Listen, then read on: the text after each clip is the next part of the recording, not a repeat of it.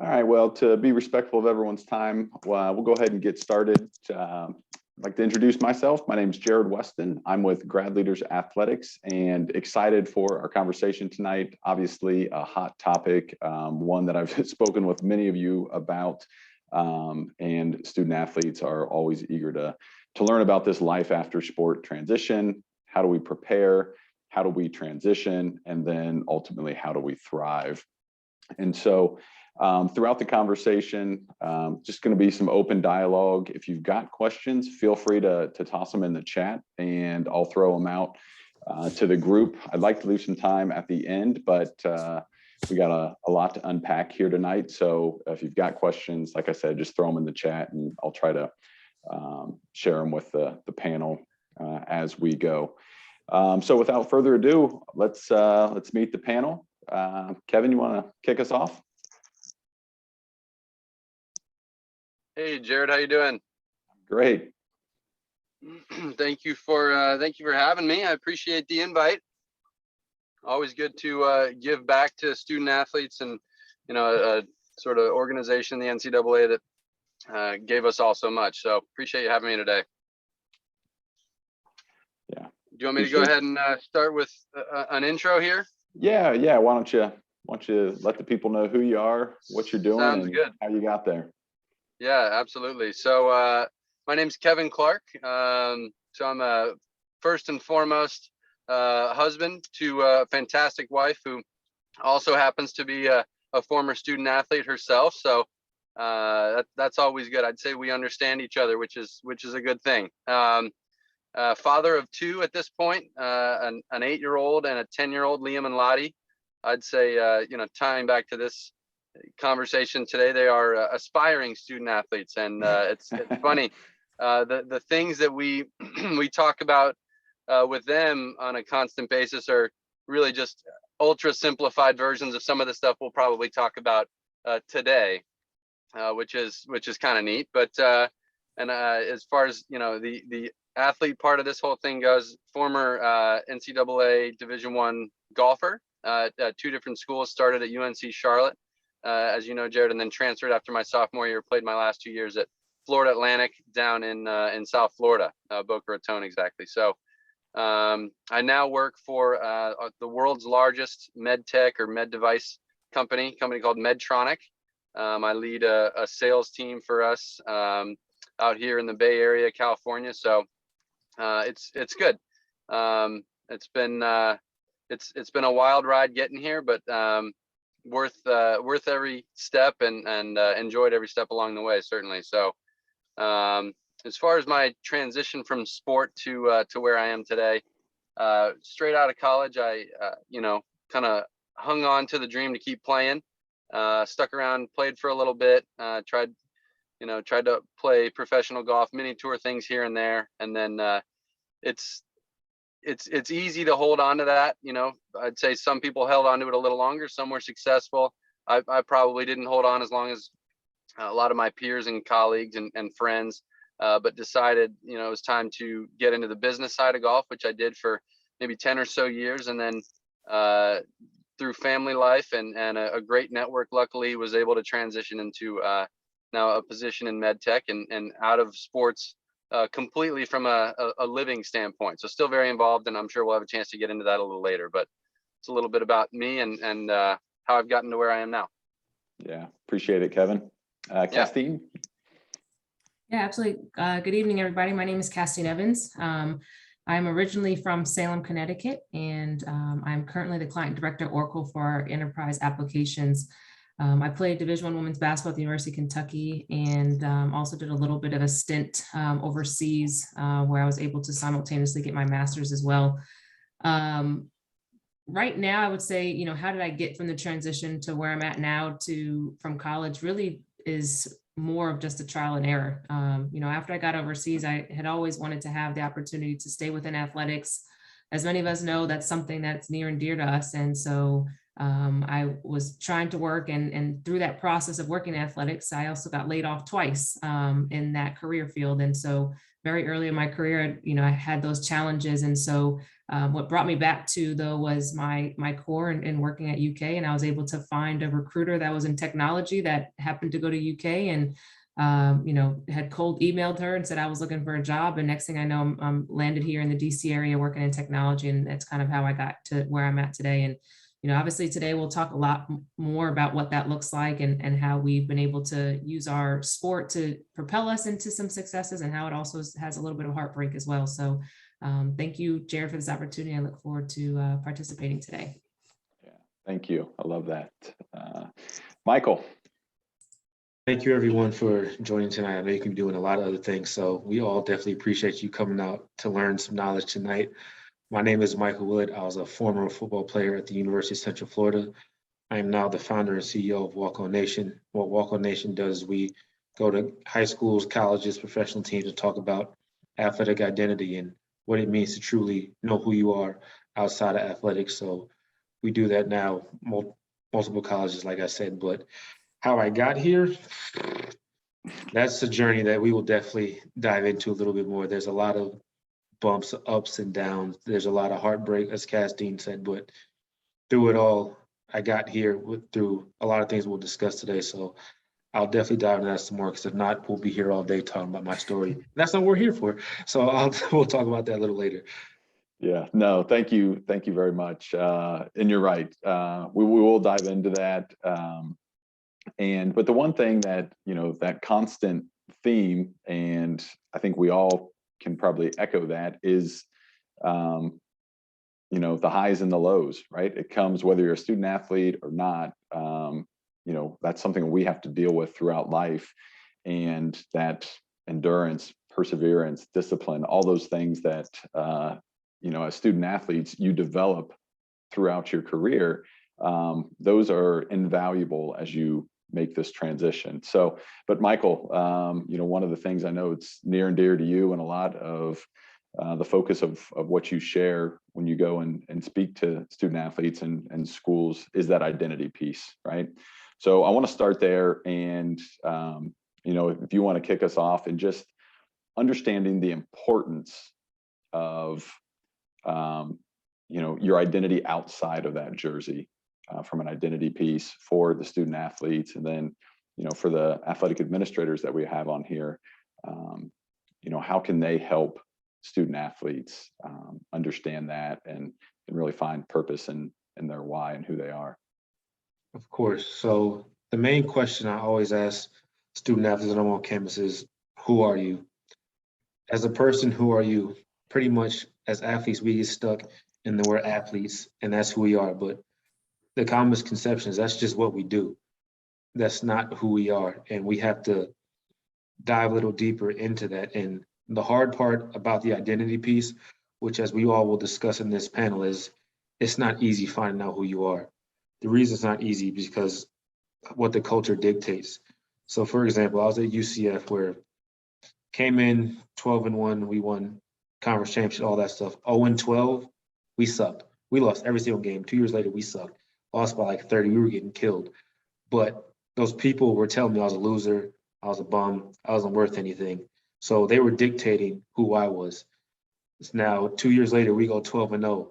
Those same people who called me bum, loser, all this stuff, wanted to be my friends. And that's when, for me, a light bulb clicked in my head that I held my value in what other people thought so much that I lost my own identity. What we don't do as athletes is take time for ourselves to figure out who we are as people. We're human beings at the end of the day, just like anyone else. We just happen to thrive better in sports, and we just happen to be gifted in what we do. But at the end of the day, we're human beings, and for the administrators and staff and the culture in general, have to help us realize that we are still human. There's a lot of struggles we all go through that I know all of us have been through in this room, of that identity piece, figuring out who you are. The thing I did personally was detach myself from social media. I lived with myself for a little bit. I put the phone away and just lived with myself. If I didn't like who I was in the mirror, then I know I had to make some changes. So many times as athletes, we look for gratification in other places that really don't mean anything. At the end of the day, we live our lives. At the end of the day, no one can live our lives. So the big thing when it comes to this identity piece that we will speak about all throughout the panel is realizing your worth and know that you matter, and don't let anyone else dictate that for you. Now, I know that's easier said than done. We've all been in the seat, we've all been in the jersey, but that's something we have to do on our own. There is no universal answer to how to figure out who you are. That's something I can't answer for you. But what you can do is just start figuring out on yourself, be by yourself, learn who you are, be comfortable with being by yourself. Then from that point, you can start figuring out who you are a little bit more and more. And any staff administration on this call, realize that as athletes, we get the questions of how are your grades, how are this, all the time. We're tired of hearing that. A lot of times what you want to hear, how are you today? How's the family? Any struggles you're going through? So put that human factor to an athlete and just look at us as a normal person. So that's why I would say for staff and administration when it comes to identity. I know that's a long-winded answer, but I'll be quiet now. Castine or Kevin speak. Well, it's kind of a loaded question because we could spend the entire hour on identity itself, but appreciate that insight, Michael. Castine, Kevin, what's that look like for you, and what kind of insight would you have to share with the group? Yeah, I think I could start. I think understanding who you are outside of the sport is challenging because most of us that's all we've known for our entire life. That's all we've ever done. That's everything. Of most of the successes we've had have been related to our sport. And so, I think it's twofold of being able to stretch yourself outside of your sport when you have the opportunity to. So as a student athlete, can you get involved in a sorority fraternity? Can you get involved in, the local community and working with any nonprofits or volunteering and just finding ways to be in places that don't involve your sport? And so, I just think of the ways of, how those experiences that I did shaped, who I was, and it helped me in that transition because I gave myself challenging places to do that. And, when you talk about it from the administration side, we trust and put a lot of trust and responsibility in the administrators to put us in a place to be successful. And I know now from the other side, having talked to administrators, at Kentucky, that, sometimes they walk us, to drink, but we don't always drink the water. And I think what's important is that the administrators don't stop still leading us to that path, because there's that transition that will occur at some point. And we remember those that have created that path for us and helped us still find ways to challenge ourselves to be different in our own identity and find those ways. And so I think it's important that we, have those type of influences, and that's very impactful as we continue our transition from, sport to life.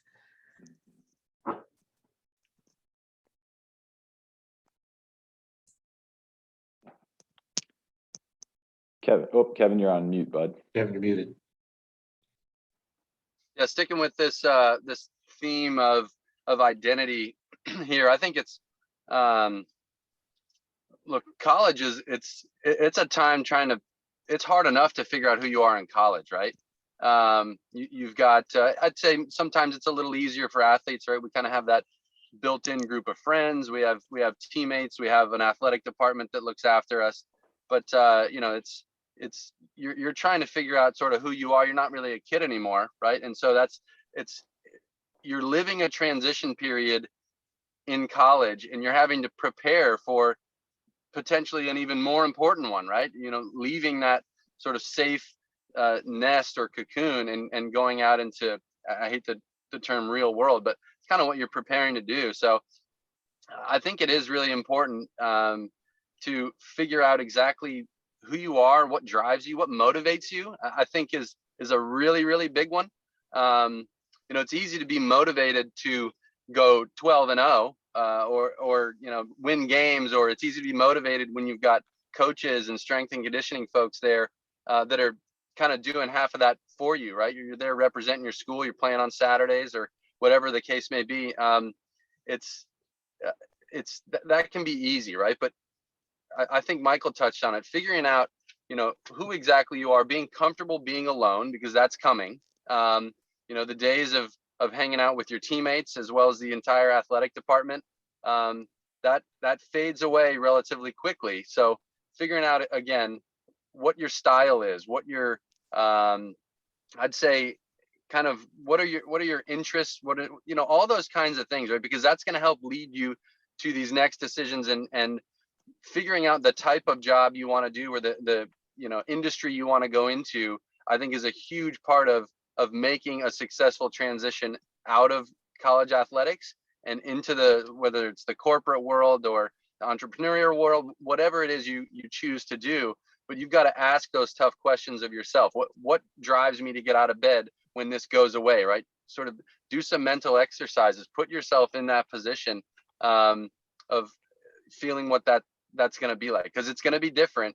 And if you don't think about it prior to, it can hit you like a freight train. And I think, spending some time asking those questions of yourself, and for those administrators listening, ask those questions of your athletes, right? Again, similar to what Michael was saying, I think it's not just, hey, what's your GPA?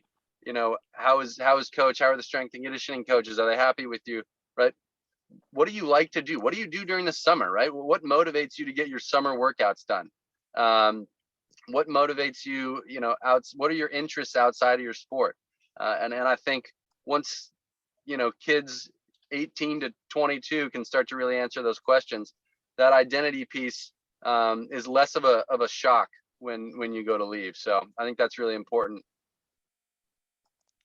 Yeah. And so, we've heard some great tips and suggestions on, preparing from an identity standpoint. What are some other ways that that you prepared for this, transition, this life after sport? Did you take advantage of the things the athletic department was offering, or networking opportunities? What'd that look like? Kevin, go ahead. Yeah, I'll go so that I don't mute myself again and mess that up.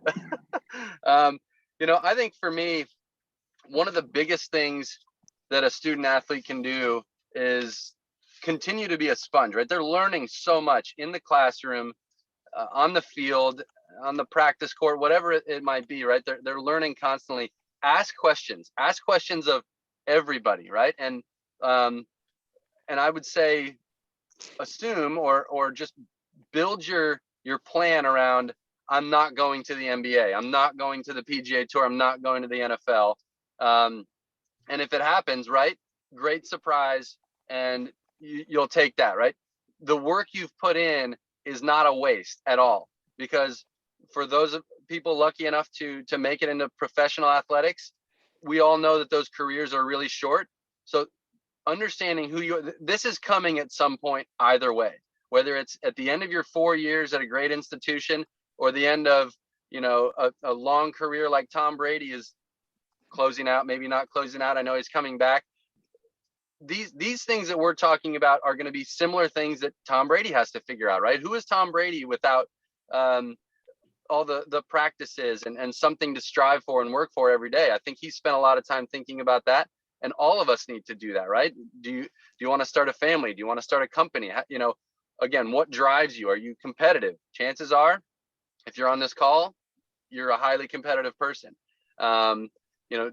What drives you to success? Winning, a winning culture is probably something that means something to you, if you're on this call. So, asking questions, figuring out, for me, one of the things I did a lot of, and I actually wish I would have done even more, is expand my knowledge of what is possible and what is out there. Oftentimes you sort of go based on what you've been exposed to. You know that what your parents' career is either a good career or a bad career, right? You've learned that, and that's one. You know about coaching, you know about teaching, you know about maybe your aunts or uncles or your neighbors. But for me, I didn't know a lot of doctors before I got into the world that I'm in now. And I kind of, without that knowledge or with those personal relationships and experiences, I always thought doctors were some, mythical, almost superhero type person, right? And the interesting part is, the more doctors I meet, the more impressed they are with my athletic background. And it's kind of an interesting thing to see, right? There's almost a mutual respect there, because they understand the dedication and the sacrifice that we put in as athletes. And I now understand what sort of dedication and sacrifice they made to become doctors. But again, unless you're exposed to that, not everybody on, a 100-man football roster thinks about going to become a cardiologist, because chances are they don't know a lot of cardiologists. So again, ask questions, figure out, ask questions of people you respect. Ask them if they're willing to introduce you to people, if they're willing to let you shadow them on a job that they already do, or introduce you to successful friends of theirs that might open your eyes to a world that you didn't know existed. So I think, and do it while you're in a position where you do have a bit of sort of pull and leverage, right? I know Michael touched on that again earlier. He's like, hey, when we're 11-1 or 12-1, we're just a bunch of scrubs. When we're 12-0, everybody wants to be my friend and everybody wants to talk to me. Take advantage of some of that. I think either way, whether you're winning or losing, you've achieved something great by being a student athlete. Take advantage of that. The world is going to open up to you, maybe for a brief period of time. So take advantage, ask a lot of great questions, see what you can learn, and then pull that back into your identity piece and go from there. Yeah, absolutely. To piggyback off what Kevin said, I don't think we noticed it, but when he said that doctor was impressed by your athletic background, I don't think we realize as athletes how many people want to talk to us and speak to us due to the fact that we're athletes. All eyes are on us, especially when we're in college. Everyone knows the athlete, everyone sees the athlete, everyone wants to be the athlete. What I did my senior year, I interned at our Student Athlete Welfare Development Office, and I networked. I met everyone just because I know they wanted to meet me. So with that being said, when you're a student athlete, let it enhance you, not define you.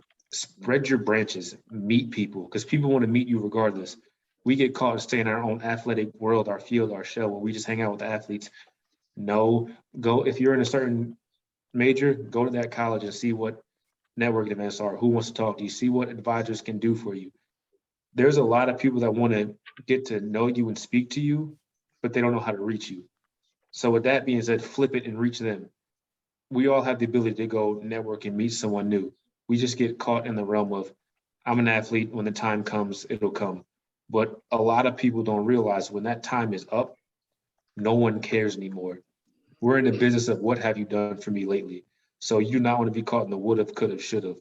While you're in college now, do it. Because when you're not, and the next person's up at freshman going to senior is still in there, they care about them, not you. So you're in there for these 4 to 5 years, network, meet people because they want to meet you. And who knows what these connections can do for you in the long run. The world is really all about connections. If I know Kevin or I know Castine and someone else applies for the job, I'm most likely to get the job due to the fact that I know them off a personal connection rather than being a random person. So you have to network, and everyone wants to network with the athlete. So please, if there's anything to take away from this call about life after sport, network now before you leave, because if you don't, you will regret it. Yeah. Castine, what'd that preparation look like for you? Yeah, I think, Michael and Kevin talked a great bunch about just what I can summarize as just being intentional about that preparation. It's being able to understand that there has to be a force in you that says, I'm going to do this because I know this is something I need to do. I think as student athletes, we can relate saying that, you're used to getting up at, 6 in the morning, you got class, you got tutors, you got the, and everything is taking over your time. And you have to be intentional about saying, well, I know on Mondays, there's my off days. What am I going to do in this day to help me prepare for something after sport? So whether that, again, I talked about being able to be in your community or joining a sorority or joining, different organizations within your college and being able to just be part of something other than your sport. I think it has to do with intentionality. And that's something that I did myself. I was in a sorority. I did a lot in the community. I did those things. And I think a lot of it had to do and with just knowing that at some point it was going to come to an end. I had the benefit that, my father played college athletics and played professionally. So I had somebody that was in my corner that was able to tell his story, that could to make sure that I wasn't going to make mistakes that maybe he made or people in his circle had made. My brother also played at the collegiate level too. So I had some of that ability to listen to them so I didn't make the same mistakes. But one thing that I think I would tell my younger self was that, even though I did a lot to do more, to find ways to challenge myself to do more in that preparation, and continue to connect with those who are there, and how you can continue to move throughout my career. It probably would have been just to do more.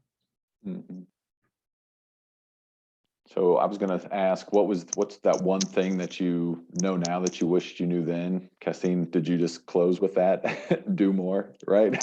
Yeah, Yeah. even when you think that it's tiring, or it's been a long week, or I want this day off to myself, just doing more to challenge yourself, because it will just help you so much when you get to the position where you're at that crossroads. So you're deciding whether you're going to go, if you have the opportunity to play professionally, if you're going to go back to school, if you're going to go into the professional world, or if you're going to, find a different avenue, you have to find the ability to make sure that you're prepared for any of those crossroads that you come to. And just being exposed to different types of people, different types of opportunities will give you that experience to make those decisions in a very educated way.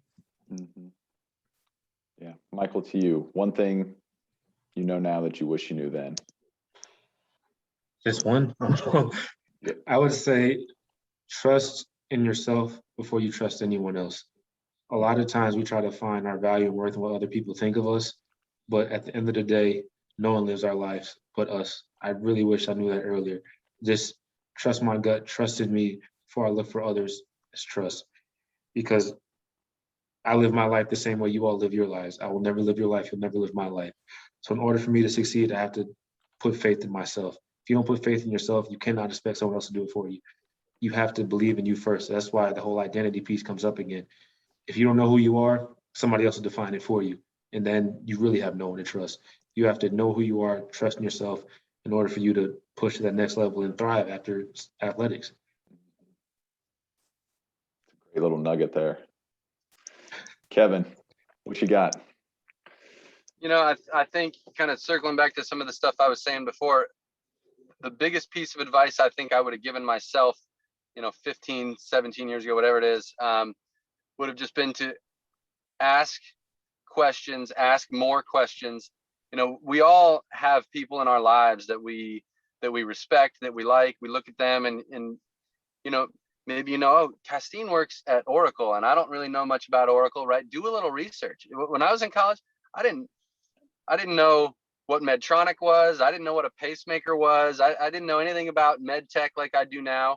And I've come to find out that it's a fantastic company, takes great care of its people, has a ton of student athletes, right? We thrive for that winning culture, and all of us are looking to sort of keep that drive in us going. And if you have a place that can do that, great, right?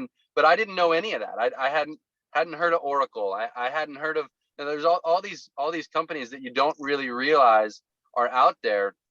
But looking back, I actually did know a lot of people. I knew people who worked there. I knew people who worked at Apple, and you don't ask those questions because sometimes we get so wrapped up in what we're doing, now as young people and as athletes, that you forget. And again, I think it's let's plan as if we're not going to play on the PGA Tour, and if it happens, fantastic, right? None of that is wasted knowledge. At a minimum, you at least know what companies you want to endorse when you're a professional athlete, or what stocks to buy, whatever. Anything you can do to just increase your knowledge of the world and the business world is, I think, huge. Not a waste of time at all. And even if you decide to stay in sports, right? I mean, it's none of this is wasted knowledge. And so ask questions, be a lifelong learner. I know that's something that is kind of becoming more popular these days, is people committing to that ideal of just constantly learning, right? I mean, I would love to know the advice that my 50-year-old self would give me now. And it's good to look forward, look ahead. Where are you going to be, right? Your kids are going to be off in college. So it's like you can kind of come to a consensus of maybe some of the questions you ought to be asking now. So as much as you guys are enjoying being 22 years old and at the top of the world and you're all fit, which, by the way, that changes. Just let you know, you have to work a little harder for the six pack as you get older. ask yourself all those questions, right? Whether it's health and nutrition, how are you going to make money? How much money do you need to make? Are you going to have kids? Where are you going to live? All these things are really important. So commit to being a lifelong learner, ask questions, and meet tons of people, and take advantage of what you've got right in front of you, right? You guys all have obviously athletic departments that care more about just your on-field, on-court performance. Otherwise, they wouldn't be teaming up with grad leaders, and we wouldn't be on this call. So take full advantage of what your athletic departments are laying out in front of you.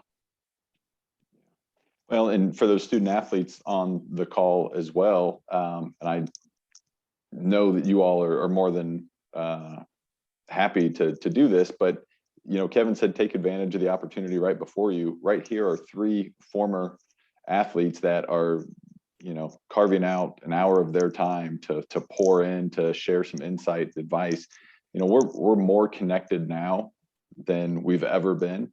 So leverage that technology and go connect with these 3 on LinkedIn. They're all very active. So, and I guarantee, asking them, hey, do you have 15, 20 minutes for me to pick your brain? I guarantee they will find time for that. So I'll echo that for you all as well.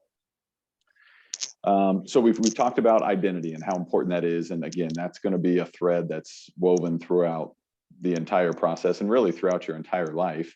But, preparing for that life after sport. Now the next stage is we're there, right? We're transitioning. What does that look like? So, whether you're in an individual sport or a team sport, you have that support system, whether it's from your teammates, coaches, strength coach, athletic department, whatever that might be. How did that support system change as you transitioned, right? I mean, I think, Michael, maybe you touched on it early, of how important it is to get comfortable being alone and knowing yourself. But what did that support system look like as you were transitioning from college to career? That support system started to look non-existent. Like Kevin said earlier, once you leave, that support system has to work for the athletes that are still there. So that staff administration, yes, they can help you a little bit, but their job is to make sure the student athletes there make it. So after you leave, it's tough. And that's why I'm glad it kind of happened for me, because I got to learn myself more. I got to live with myself, understand who I am. I still have the support system, my family and all that, but when you're the first generation, big time Division I athlete in your family, they can only say but so much, understand but so much, but they've never been in the lifestyle.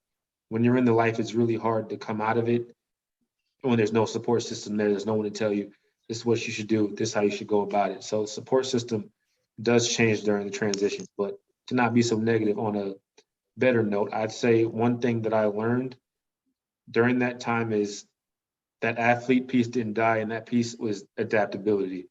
So no one adapts better than we do as student athletes. We do it for a living. We thrive. I mean, of course, we game plan for games, film, study, practice, all that. But when the bullets start flying this game day, we got to react on the fly, and we do that for a living. So back to what I'm saying, trust in ourselves. Once you trust yourself, you can adapt to any situation, because that's what we do.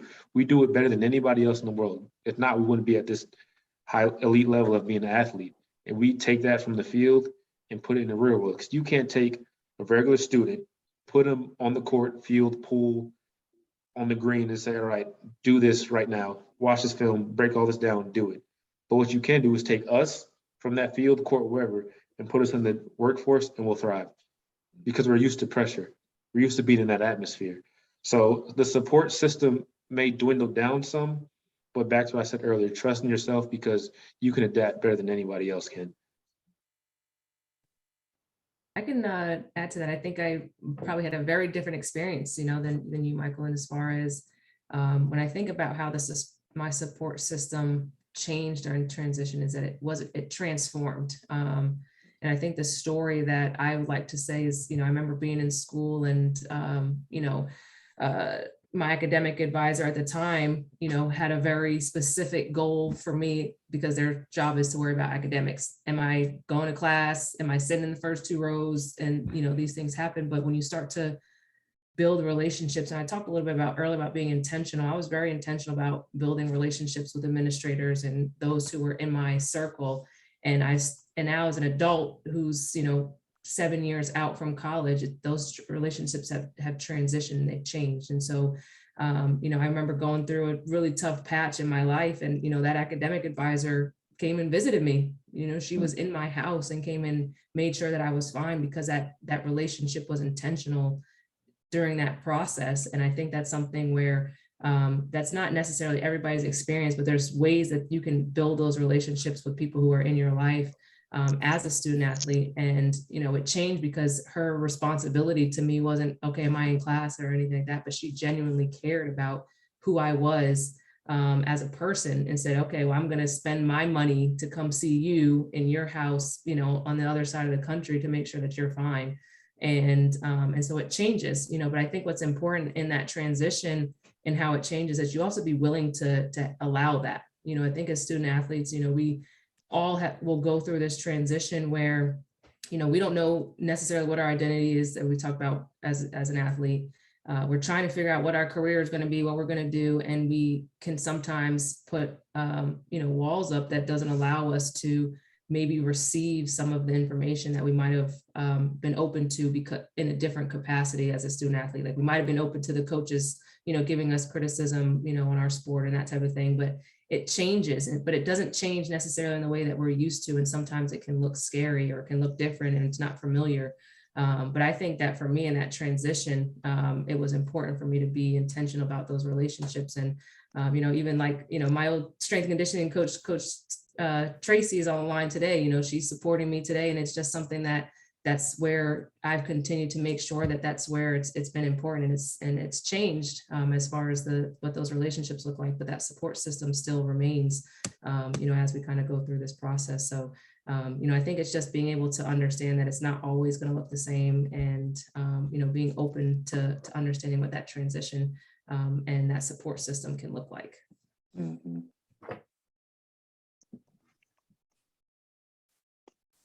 Kevin, anything to add with the support system? Again, coming from golf, go ahead. Yeah, no, I think great points by Castine and Michael. And I think,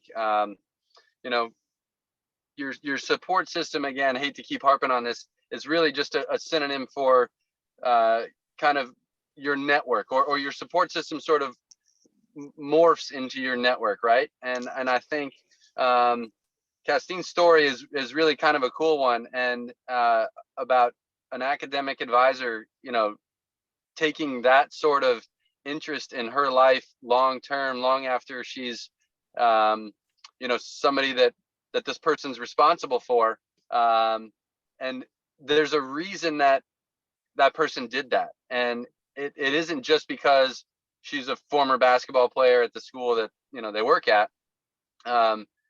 Castine is, like she said, she's an intentional person. She's thoughtful, and she put something into that relationship that made it, mutually beneficial, or that person cared about her beyond just that sort of advisor student athlete relationship.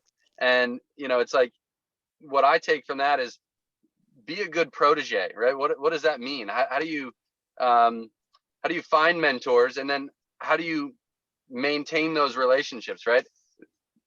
Your network requires constant maintenance. And this is a piece of advice I got actually very recently. And they said Medtronic has a deep culture of mentorship, and it's something that leaders are not only encouraged, but really it's mandatory to help give back to the company, to early career folks and things within our ERGs, our employee resource groups, and things like that. But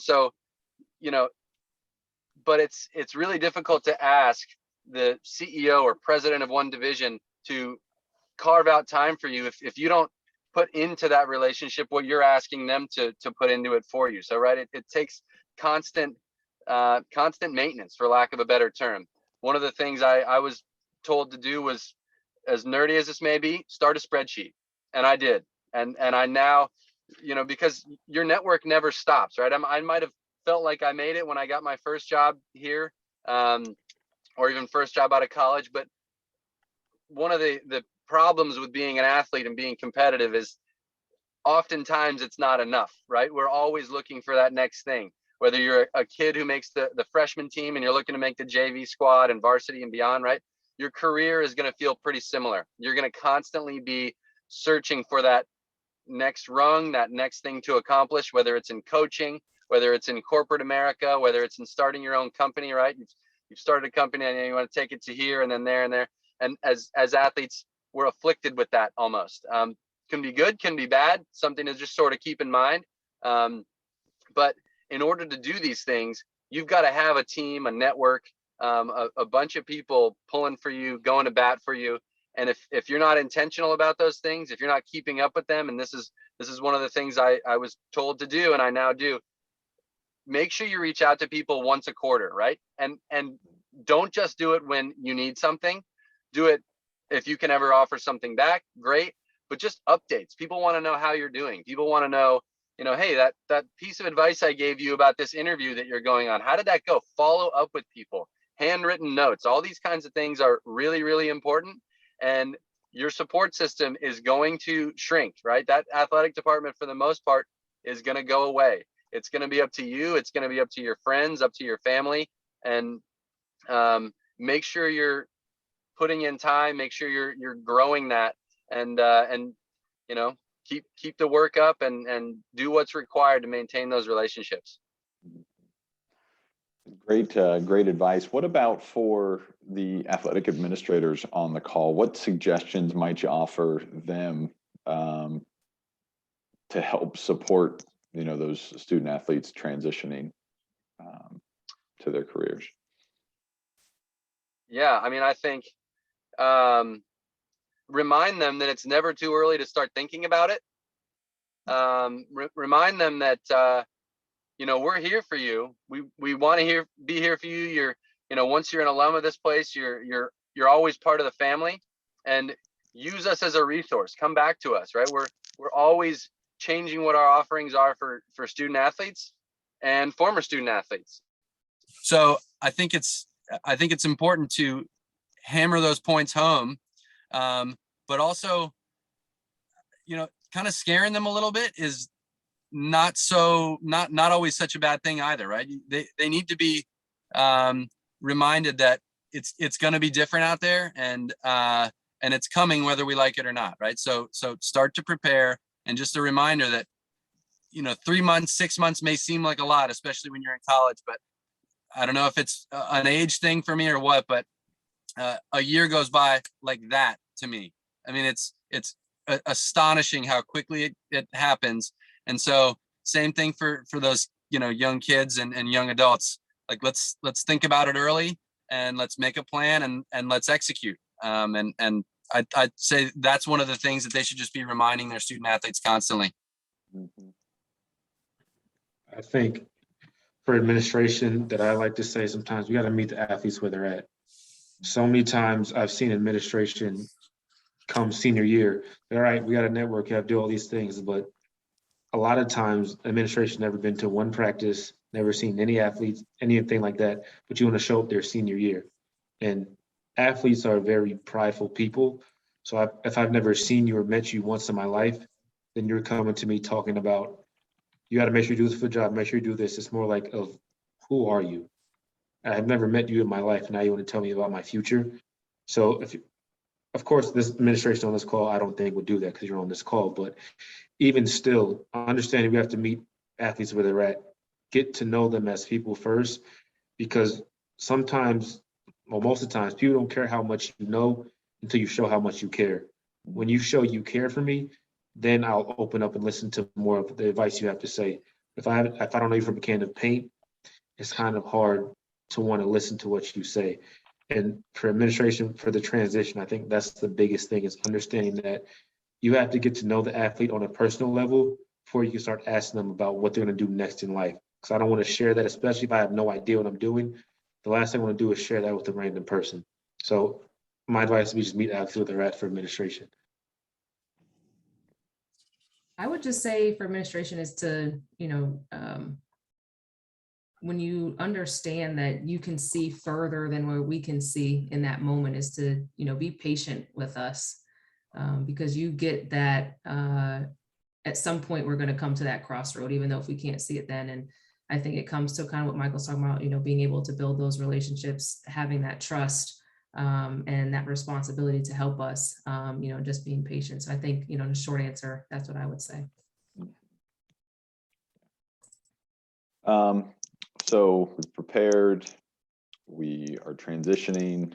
Now we're in the corporate world. And so I want to talk about thriving. Like, what are some things that, skills, habits, things that you've developed again through sport competition that have served you well in your careers? Castine, you want to kick us off? Yeah, I can kick us off. Being in sales, which I hadn't necessarily considered as a career path, it kind of fell into me, even though typically most of the corporations that try to hire us out of college are all sales jobs. So it wasn't something I had ever considered. But what I've learned is, in this world that I'm in, I thrive because of the competition, and now there's dollars associated with my output. If I can have enough output, then I'm going to see the financial side that's going to allow me to, do the things that I want to do. And so, as I think of the skills that I learned, and I see myself, and I look at my colleagues and those who maybe weren't athletes or weren't part of, other extracurriculars within their university, the structure was also something that was important. When you're in a sales role and I'm working from home and I have something that I have to complete, I can now create the structure because I'm used to getting up at 6 a.m. to do a workout. I'm used to going to class. I'm used to going to tutors. I'm used to, having to, study and do these things within a finite period of time to then have an output that we're looking for. I also think the teamwork, being on a team and knowing how to actually work with people. And, any one given day, I could talk to 6 or 7 different team members from different parts of my organization. And how can I navigate those conversations? But that's things that we did as student athletes. We're having to talk to fans. We're having to talk to administrators. We're having to talk to teachers. We're having to talk to all these different types of people. And it's allowing me to use those skills, outside of the education that I got. This is just things from a day-to-day basis of my life as a student athlete that allow me to really thrive in my career today. And, there's obviously tons more, but those are some of the things that I think of where I really can propel myself within my career and what I've done so far.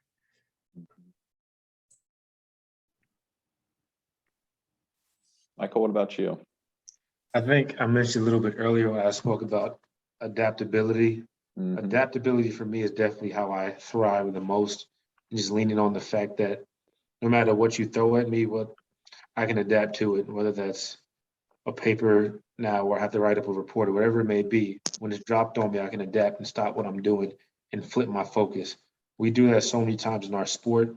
Like I said earlier, we just have to adapt on the fly. I mean, me getting here to where I am now is, like I said, the journey was different. I had to adapt to coming from college to having a job to 4 months having no job at all, then bills coming out of nowhere. I have to pay these bills. Then had to humble myself, and I actually ended up working at Victoria's Secret, throwing boxes of Love Spill, Pure Seduction in the back door. I had to do to pay some bills, but through everything, I had to adapt and work through the process and progress and get to where I am today. That's all through adaptability. If I didn't believe I can, wherever I am, I can thrive because I'm comfortable in being wherever, then I'd be in a different position. But like I said, being athletes, we adapt to anything. It's like I said, it's what we do. No more, no less. No one can do it better than we can. So adaptability is the biggest thing for me, especially of how I thrive and where I am now. Mm-hmm.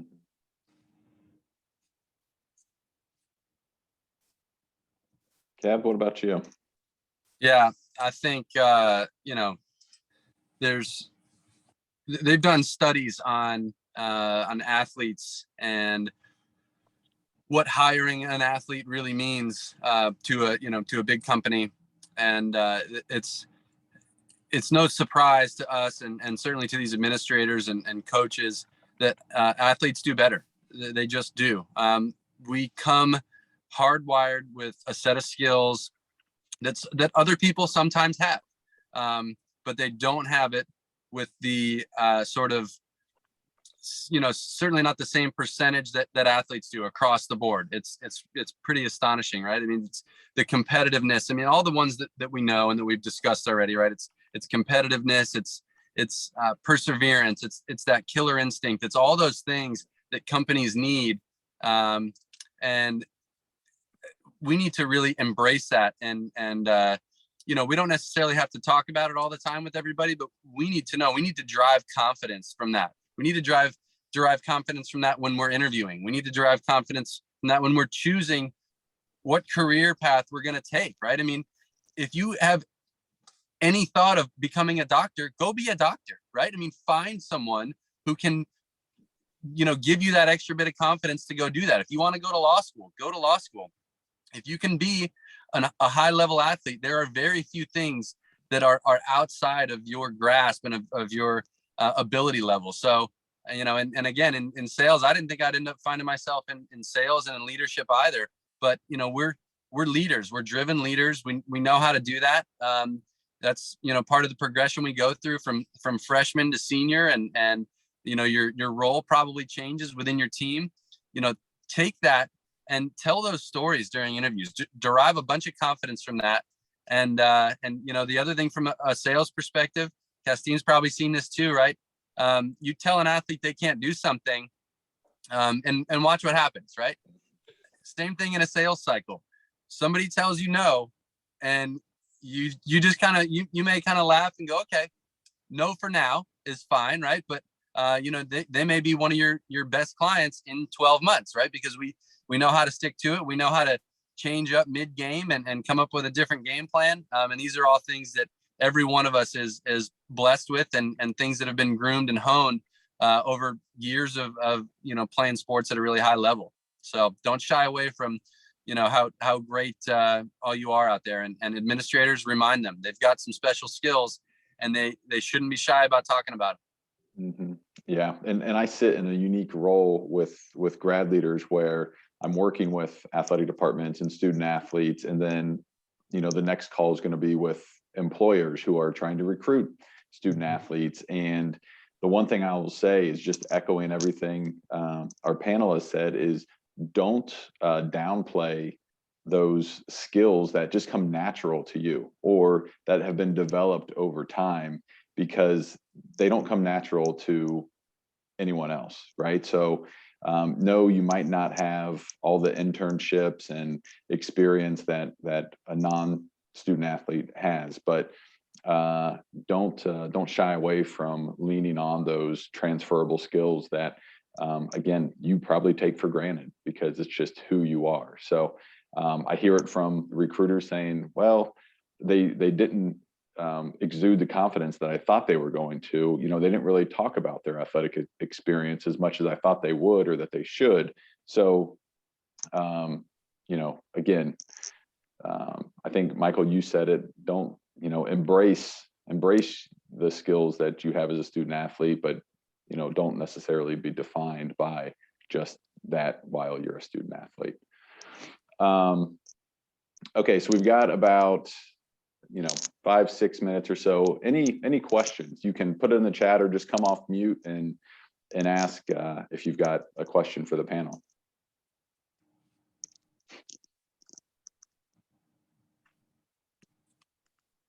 Don't leave without asking the question. I promise you, if you have a question you want to ask, They've just said, yeah, please ask it or you'll regret it. I promise you. If you have a question, ask. I have a question. First, I just want to say thank you all for that chat. It was great. Something that Jared was just saying about like internships, and obviously while we're super busy as athletes, it's hard to get those opportunities. So my question kind of is, even if it's like a short amount of time, do you think anything is better than nothing, and as much as you can do kind of thing? Is that what you would suggest to do to get experience kind of?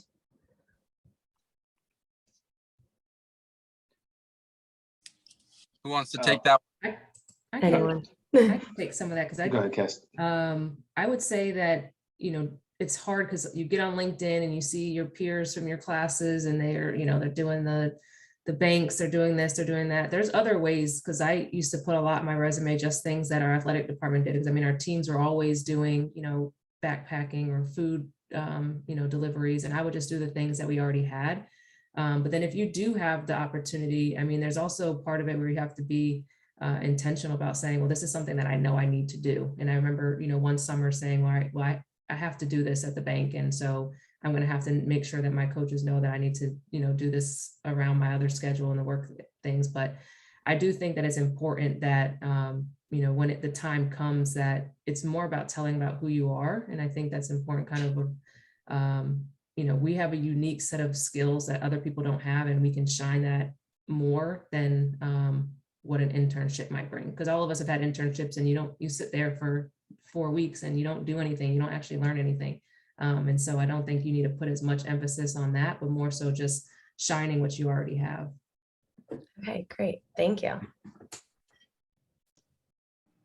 Another question, have any of you considered any travel or adult leagues to continue to sport, but obviously in a different capacity? And if so, how'd you go about finding those opportunities? I did.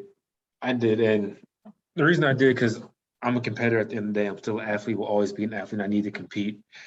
How I came about it was honestly a bunch of guys that I used to play ball with. We were just like, we're really bored. We need to do something to spare our time out of the day to just get this competitive nature out. So intramurals, adult rec leagues, all that, you can just honestly just look it up on your own. There's always a league locally or something along those lines where you can just go compete. But also realize when you go and compete, you're at a very high level. You've been playing at a high level for a long time. It's different. It's really different. And it can be great, but it can be bad at the same time. You're on a different level competitively, and people, when they know you're an athlete, they start to treat you a certain way and try to come at you. So be aware of that when you go into these adult rec leagues, that people will come after you due to the fact that you were where they wish they could be. So that's my advice on that part. One thing that I would add, which is at a different capacity, is that, and I didn't say this in my introduction, but I also now officiate at the Division I women's basketball college level. And so it's a different capacity of as far as how to compete, but it's been a way that I've been able to stay within this sport in a way that I've never even considered. And that it's something that has brought a lot of joy to me to be part of the game in that capacity. It's a lot of opportunities. And the one thing that is changing in the officiating world, no matter what sport you're in, that they need more former athletes and more former players to do it. It's something that you can do on the side. I mean, it's something that I have a full-time job at Oracle, and I travel and I do that. And this is something that I do on the side, and it's brought a lot of fulfillment. So there's other ways, especially because I didn't want to get into coaching, and it allowed me to still be within the sport and feel like I'm contributing to the sport. That gave me a lot. So if you're ever considering that, I would definitely say, look it up. And there's a clear trajectory path if it's something that you look to do. So Kevin, obviously being a golfer, you're the #1 pick for any of these golf outings, these corporate golf outings, but. It's funny you said that. I was actually just going to chime in and add to this, and really, this is answering that question, but it's also just sort of a shout out and piece of advice about the sport that I grew up playing and ended up playing at a high level. The amount of doors that the game of golf has opened up for me has been, it's been really awesome. And again, worked in the industry for a long time. That was all great. But everybody, especially now after COVID, people love golf. I mean, I was actually out at Stanford's men's tournament last week. My alma mater was playing there. They played pretty well. And a lot of great teams, 27 teams out there, some really good golf. And as I'm sitting there on the 9th green watching a couple groups finish, Steph Curry walks up next to my son and I, and he's got his son with him. And, I kind of looked over, we said a quick hi to him, grabbed a quick photo. And it was really cool to see because Steph, obviously greatest shooter of all time, still playing at a high level, although he did have a boot on his foot, still battling that injury. So, but people love the game of golf, and you don't have to be great at it, right? I mean, if you're looking for something to do, learn to play golf. Make a friend while you're there with the golf team if you can, because that's a skill like any other, right? I mean, it's a networking type skill, and it's, you know, for me, it's been easy. It's able to quench that competitive spirit. I still will go play, you know, pick up basketball or work out, CrossFit, whatever else. I mean, it's good to do those kinds of things too, but golf opens doors outside of just, you know, scratching that competitive itch. That's good. And we're at time. I'll just throw out one more question. If you've got to jump, that's fine. But any advice for helping other student athletes, you know, kind of peers who are struggling with that transition out of sport? Most definitely. I would say my biggest advice is do not fear the unknown. The thing with people in general is they're addicted to the past because it's comfortable. So that identity piece we talk about, a lot of former athletes are stuck and, well, I used to do this, I used to do that, I used to do this, I used to do that as an athlete. When you're stuck in that phase, life keeps moving by. So life doesn't beat you up like people say, life just keeps going. So when you're stuck in that past, you're so comfortable in what you used to know, you will stay there. So yes, it's going to be a journey to transition. It might be difficult, but don't fear the unknown, because we go through the unknown every day. It's not promised that you'll walk out the door and come back home. That's an unknown all the time. Do not fear what's ahead of you, because you can adapt better than anyone else, like I said earlier. Do not fear the unknown, because if you do, you will be stagnant. And while you're stagnant, the job you wanted or whatever you want to do, somebody else will take it because they're not scared of it.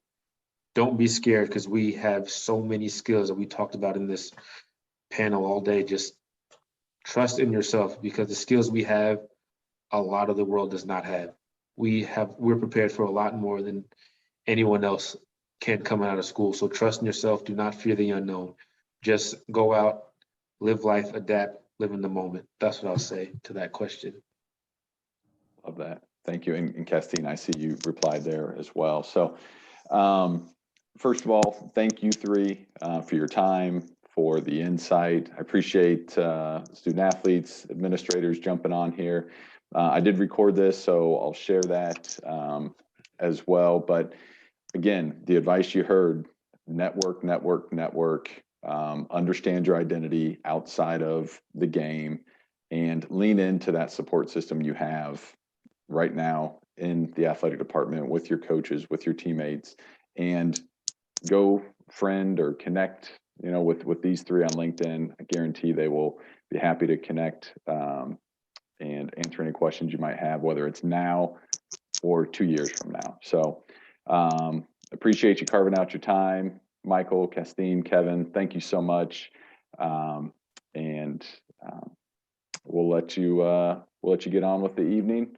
Appreciate you guys, and we'll talk soon. Thanks, Jared. Thanks, Jared. Bye. Thanks, Jared. Bye, everyone. Thank you. Thank you.